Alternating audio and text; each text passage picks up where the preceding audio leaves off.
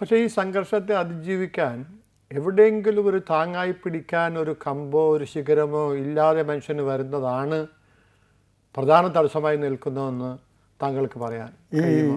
ഏതെങ്കിലും ഒരു ആശ്രയം താൽക്കാലിക ശാന്തി നൽകുമെന്ന് മാത്രമേ ഉള്ളൂ. ഈശ്വര വിശ്വാസം ചിലർക്ക് ഒരു താങ്ങായിട്ട് പ്രവർത്തിക്കും. പക്ഷേ ഇതൊരു പൂർണ്ണമായിട്ടുള്ള ഒരു സൊല്യൂഷനല്ല.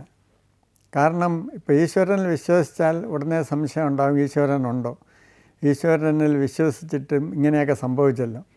ഇപ്പോൾ എൻ്റെ അടുത്ത വീട്ടിലെ ആൾ ഭയങ്കര ഈശ്വര വിശ്വാസിയാണ്, എന്നിട്ട് അയാൾക്ക് ഇങ്ങനെയുള്ള അനർത്ഥങ്ങളുണ്ടായല്ലോ. അതുകൊണ്ട് ഇങ്ങനെയുള്ള താങ്ങ് ഒരിക്കലും ഒരു 100% തൃപ്തികരമായ ഒരു മാർഗമാണെന്ന് എനിക്ക് തോന്നുന്നില്ല.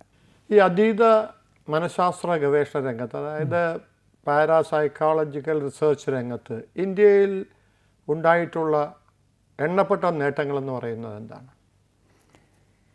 ഏത് ശാസ്ത്രവും അതിൻ്റെ ഏറ്റവും പ്രധാനപ്പെട്ട ഉദ്ദേശം സത്യം കണ്ടുപിടിക്കുക എന്നുള്ളതാണ്. എന്തെങ്കിലും നേട്ടം അതുവഴി ഉണ്ടാകുമോ? അങ്ങനെ നടത്തിയിട്ടുള്ള കണ്ടുപിടുത്തം, അത് സത്യം തേടിയെടുത്തിട്ടുള്ള ഏതെങ്കിലും പ്രധാന സംഭവങ്ങൾ? ചുരുക്കി പറഞ്ഞാൽ ഇന്ദ്രിയാതീതമായ അനുഭവങ്ങൾ ആളുകൾക്ക് ഉണ്ടാകുന്നുണ്ടെന്നുള്ളതാണ്. ഏതെങ്കിലും ഒരു ഉദാഹരണം? അതായത് ഇപ്പോൾ ദൂരെ നടക്കുന്ന ഒരു സംഭവം ചിലർക്ക് അറിയാൻ കഴിയുന്നുണ്ട്. പിന്നെ ഒരു വ്യക്തിയുടെ മനസ്സിലുള്ള ഒരു വിചാരം ചിലർക്ക് അറിയാൻ കഴിയുന്നുണ്ട്. ഇനി നടക്കാൻ പോകുന്ന കാര്യങ്ങൾ ചിലപ്പോൾ അറിയാൻ കഴിയുന്നുണ്ട്.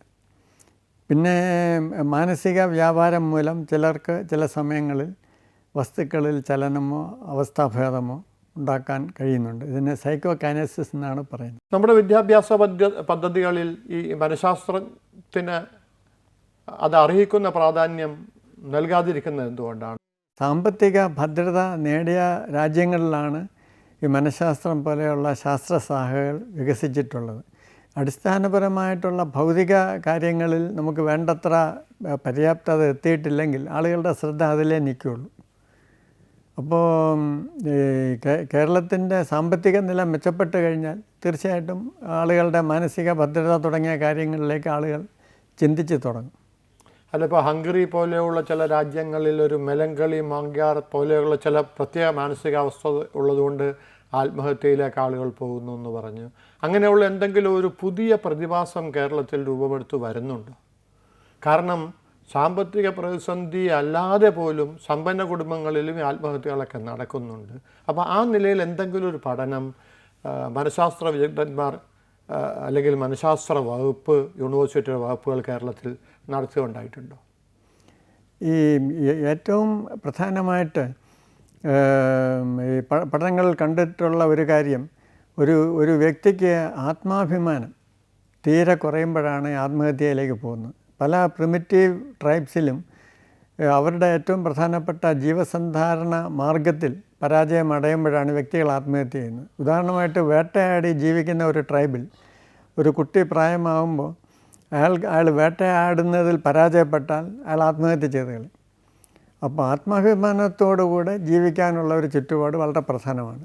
ഒരു സമ്പന്ന കുടുംബത്തിൽ ഒരു കുട്ടിക്ക് ധാരാളം പണം ഉണ്ടായിരിക്കും, പക്ഷേ എങ്കിലും അയാൾക്ക് എന്നെക്കൊണ്ട് സ്വന്തമായിട്ട് ജോലി ചെയ്ത് പണം ഉണ്ടാക്കാൻ കഴിയും. അത് ജോലി എന്ന് പറയുമ്പോൾ ഒരു യഥാർത്ഥത്തിലുള്ള ഒരു ജോലിയായിരിക്കണം, അല്ലെങ്കിൽ എന്തെങ്കിലും ഒരു ക്രിമിനൽ ആക്ടിവിറ്റി ആയാൽ പോരാ.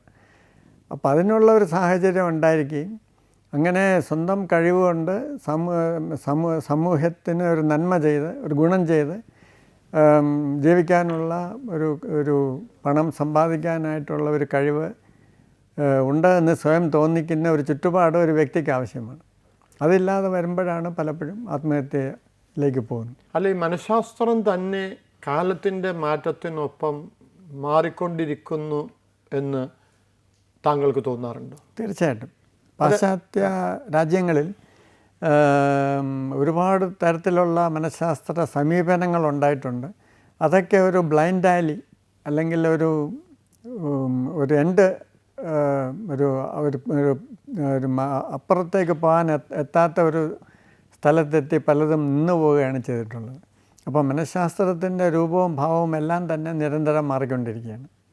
ആ മാറിക്കൊണ്ടിരിക്കുന്ന രൂപത്തിനും ഭാവത്തിനും ഒത്ത് വർത്തമാനകാല മനുഷ്യന് ഒരു പ്രസാദാത്മക ചിന്ത, ഒരു പ്രത്യാശയുടെ ചിന്ത നൽകാൻ സൈക്കോളജിസ്റ്റുകൾക്ക് എങ്ങനെയാണ് കഴിയുക? തീർച്ചയായിട്ടും മനുഷ്യർക്ക് കൂടുതൽ ആത്മനിയന്ത്രണ ശേഷി കൈവരിക്കാൻ സാധിക്കും.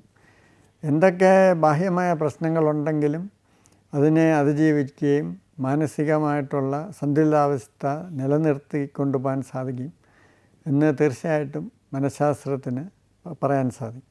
സാറ് പുനർജന്മത്തിൽ വിശ്വസിക്കുന്ന ഒരാളാണ്. നേരത്തെ പറഞ്ഞതുപോലെ ഒരു വ്യക്തി ഇപ്പോഴെന്താണ് എന്ന് കണ്ടുപിടിച്ചെങ്കിൽ പിന്നെ അതിന് പുനർജനനം ഉണ്ടോ എന്ന് നമുക്ക് പറയാൻ സാധിക്കും. ഇപ്പോൾ ഒരു വ്യക്തി കുറേ വൈബ്രേഷൻസിൻ്റെ ആകത്തുകയാണെന്ന് ഞാൻ നേരത്തെ പറയുകയുണ്ടായി. അപ്പോൾ ഈ വൈബ്രേഷൻസ് ഇതിന് ഭാരതീയമായിട്ടുള്ള കാഴ്ചപ്പാടിൽ കർമ്മം എന്നാണ് പറയുന്നത്. ഈ ഒരാളുടെ ഈ കാർമിക് ടെൻഡൻസീസിന് പുനർജനനം ഉണ്ട്, അല്ലെങ്കിൽ അത് ഭൗതിക ശരീരം നശിക്കുന്നതോടെ നശിക്കുന്നില്ല എന്ന് വേണമെങ്കിൽ പറയാം. പക്ഷേ ഒരാളുടെ കർമ്മം പലരിലൂടെ ആയിരിക്കാം പുനർജനിക്കുന്നത്. അതുപോലെ തന്നെ പല ആളുകൾ മരിക്കുമ്പോൾ പല ആളുകളുടെ കർമ്മങ്ങൾ ഒരാളിലൂടെ പുനർജനിച്ചെന്ന് വരാം. അപ്പോൾ വ്യക്തിയെന്ന് പറയുന്നത് ഒരു ഫിക്സ്ഡ് എൻറ്റിറ്റി അല്ല, അത് പല ടെൻഡൻസീസിൻ്റെ താൽക്കാലികമായിട്ടുള്ള ഒരു സങ്കലനമാണ്. അപ്പോൾ ഒരാളുടെ ഭൗതിക ശരീരം നശിക്കുമ്പോൾ ആ കാർമിക് ടെൻഡൻസീസ് പുനർജനിക്കാം എന്ന് മാത്രമേ പറയാനൊക്കൂ. അല്ല, ഒരു നിർവചനം എന്തായിരുന്നാലും ശരി, ഒരു ഒരു ഒരു ആധ്യാത്മികമായ ചിന്ത മനുഷ്യന് ഇതിൻ്റെ എല്ലാം അടിസ്ഥാനമായി ഒരു ആധാരശിലയായി വേണമെന്ന് തോന്നിയിട്ടുണ്ടോ? ഈ ബോധമാണ് ആത്യന്തികമായ വാസ്തവികത. ഈ ഭൗതിക സാധനങ്ങൾ, ഭൗതികത എന്ന് പറയുന്നത് ഈ ബോധത്തിലുള്ള ഇമേജസ് മാത്രമാണ്. പക്ഷെ നമുക്ക് മനസ്സിന് തോന്നുന്നത് ഈ വസ്തുവാണ് വാസ്തവം. ബോധമെന്ന് പറയുന്നത് അതിൻ്റെ ഒരു പ്രൊഡക്റ്റായിട്ട് നമുക്ക് തോന്നുന്നു. ഇതൊരു തോന്നൽ മാത്രമാണ്. യഥാർത്ഥം നേരെ തിരിച്ചാണ്. ബോധം മാത്രമാണ് വാസ്തവികത. ബോധത്തിലുണ്ടാകുന്ന ഇമേജസ് മാത്രമാണ് നമ്മുടെ ഇന്ദ്രിയാനുഭവങ്ങൾ. ഇപ്പോൾ നമ്മൾ സിനിമ കാണുന്നു. സിനിമ കാണുമ്പോൾ സിനിമ നമ്മൾ കണ്ട് രസിക്കണമെങ്കിൽ ആ സിനിമ വാസ്തവമാണെന്ന് വിചാരിക്കണം. പക്ഷേ ആ വാസ്തവമാണെന്ന് വിചാരിക്കുമ്പോൾ എപ്പോഴും നമുക്കറിയാം യഥാർത്ഥത്തിൽ ഇത് വാസ്തവമല്ല. ഇത് പ്രൊജക്ടറിലാണ് യഥാർത്ഥത്തിൽ ഫിലിം ഇരിക്കുന്നത്, അതിങ്ങനെ പ്രൊജക്റ്റ് ചെയ്ത് കാണുകയാണ് എന്ന് പറയുന്നത് പോലെ നമ്മുടെ ദൈനംദിന അനുഭവം എന്ന് പറയുന്നത് നമ്മളുടെ കോൺഷ്യസ്നെസ്സിലുണ്ടാകുന്ന ഒരു 3 ഡയമെൻഷണൽ ഫിലിം ഷോ ആണ്. പക്ഷേ ഇത് യഥാർത്ഥമെന്ന് നാം ചിന്തിക്കുന്നു. അങ്ങനെ ചിന്തിച്ചാലേ നമുക്ക് ജീവിക്കാൻ നോക്കുള്ളൂ. അല്ല, സമൂഹത്തിൽ ഇന്ന് പൊതുവെ കാണുന്നു എന്ന് പറയപ്പെടുന്ന ധർമ്മച്യുതിയും അല്ലെങ്കിൽ ഈ നിരാശതാബോധവും ഒക്കെ ഒരു താൽക്കാലിക പ്രതിഭാസമാണെന്ന് അങ്ങ് കരുതുന്നുണ്ടോ? തീർച്ചയായിട്ടും. അത് ഇനി ഒരു കാലത്ത് മനുഷ്യൻ യഥാർത്ഥത്തിൽ എങ്ങനെയാണ് ജീവിക്കേണ്ടത്, മനുഷ്യൻ്റെ യഥാർത്ഥത്തിലുള്ള പ്രോഗ്രാമിംഗ് എന്താണ്, അതായത് നമ്മളുടെ എല്ലാം മനസ്സിൽ ഒരു പ്രോഗ്രാമിംഗ് ഉണ്ട്, നമ്മുടെ അൻസെസ്ട്രൽ എക്സ്പീരിയൻസ് വഴി നമുക്ക് കിട്ടിയിട്ടുള്ളതാണ്. ഈ പ്രോഗ്രാമിന് വിരുദ്ധമായിട്ട് നമ്മൾ ജീവിക്കുമ്പോഴാണ് പ്രശ്നങ്ങളുണ്ടാകുന്നത്. ഈ പ്രോഗ്രാമിനെ പറ്റി നാം കൂടുതലായിട്ട് കഴിഞ്ഞാൽ അതുമായിട്ട് പൊരുത്തപ്പെട്ട് അനുരഞ്ജനപ്പെട്ട് ജീവിക്കണമെന്നുള്ള ഒരു യാഥാർത്ഥ്യ ബോധം മനുഷ്യർക്കുണ്ടാകും. അപ്പോൾ പിന്നെ ഈ സംഘർഷത്തിൻ്റെ പ്രശ്നമേ ഉണ്ടാകുന്നില്ല. അപ്പോൾ ഇന്ന് മനുഷ്യൻ ആ പ്രോഗ്രാമിങ് മനസ്സിലാക്കാതെ അതിന് ഘടകവിരുദ്ധമായിട്ടുള്ള രീതിയിലൊക്കെ പ്രവർത്തിക്കുന്നത് കൊണ്ടാണ് ഈ പ്രശ്നങ്ങളൊക്കെ ഉണ്ടാകുന്നത്. അല്ല, പ്രൊഫസർ ഒരു ഒരു ഒരു ശുഭാപ്തി വിശ്വാസിയാണ് എന്നാണ് താങ്കളുടെ വാക്കുകളിൽ നിന്ന് എനിക്ക് മനസ്സിലാക്കാൻ കഴിഞ്ഞത്. ആ ശുഭാപ്തി വിശ്വാസത്തിനുള്ള അടിസ്ഥാനം എന്താണ്? ഈ നമ്മളുടെ മനസ്സിലെ ഈ നെഗറ്റീവ് എമോഷൻസ്, ഭയം, നിരാശ, ഇതെല്ലാം പലരും കൊണ്ടു കിടക്കാറുണ്ട്. ഇതുകൊണ്ട് നമുക്കൊരു പ്രയോജനമില്ല എന്ന് മനസ്സിലാക്കി കഴിയുമ്പോൾ തന്നെ ഇതൊക്കെ ഇല്ലാതാവും. ഇപ്പോൾ ഒരു മനഃശാസ്ത്രജ്ഞൻ എന്നുള്ള നിലയ്ക്ക് എൻ്റെ മാനസികാരോഗ്യം നിലനിർത്തിക്കൊണ്ട് പോകാൻ എനിക്ക് സാധിക്കുന്നില്ലെങ്കിൽ പിന്നെ ഞാൻ മനഃശാസ്ത്രജ്ഞനെന്ന് പറഞ്ഞിട്ട് കാര്യമില്ല. അപ്പോൾ ഞാൻ ലോകത്ത് അങ്ങനെ സംഭവിക്കുന്നല്ലോ ഇങ്ങനെ സംഭവിക്കുന്നല്ലോ എന്നെല്ലാം പറഞ്ഞ് കരഞ്ഞുകൊണ്ടിരുന്നാൽ അത് ഒരു സെൽഫ് ഡിഫീറ്റിംഗ് ആണ്. അതുകൊണ്ട് എനിക്കോ മറ്റുള്ളവർക്കോ ഒരു പ്രയോജനം ഉണ്ടാകുന്നില്ല.